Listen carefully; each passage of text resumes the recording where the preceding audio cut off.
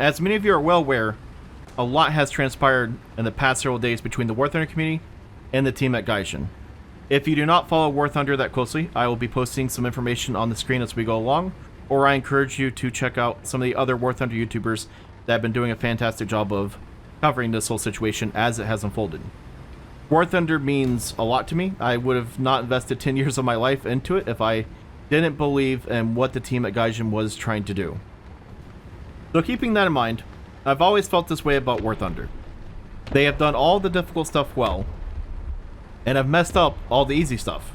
What I mean by that is we have a game with a lot of beautiful vehicle models, effects, graphics, destructible buildings, great skyboxes, decent physics, all this stuff that other games have not achieved. They've done a decent job with it. When it comes to handling things to the community or listening to the community, there has been a definite disconnect. And when I first got involved in the game, it felt like the first 5 years of my time in War Thunder, the disconnect between the community and the developers was massive, an ocean. You could not get a word through to them. And then, several years ago, it felt like things were getting better, and there was improvement. And then personally, I felt like things have been kind of going the other way over the past couple years.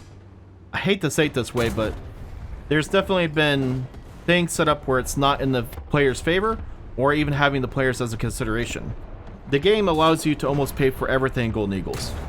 And I understand it's a free-to-play game. They're trying to make money with it.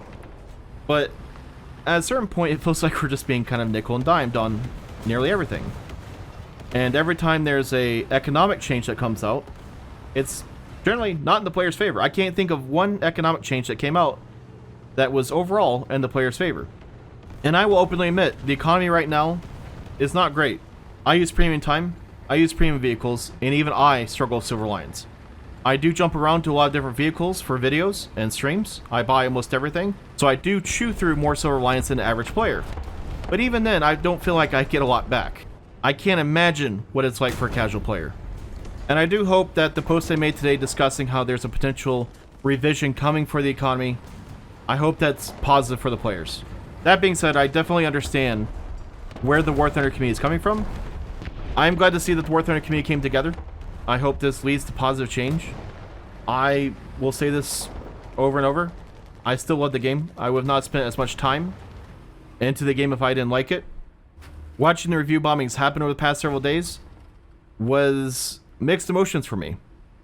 I completely understand why it was happening, why it needed to happen, but I was so happy for War Thunder to become mainstream, to be overall widely accepted, and how many people that have found the game, enjoyed the game, connected with the game, and it just felt like you're just watching something burn.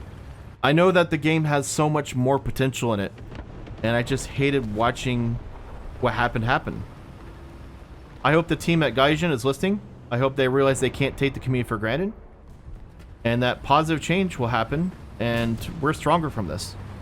Hopefully this brings the end of trying to control what people play through the economy. I love that there's something out there that I can play a Sea Fury, a Typhoon, a P-47, a BF-109, a TA-152, an M18 Hellcat, a Tiger II. You name the historical famous vehicle, you have the opportunity to play it. When I was a young kid, we were stuck with things like Jane's Combat, which had a few things in it, and then you could play this game, which might have a BF-109 in it, and then this game might have a P-40 in it. It's absolutely crazy that this game has as many vehicles as it does. And I will recognize that balancing that many vehicles has to be a tremendous feat.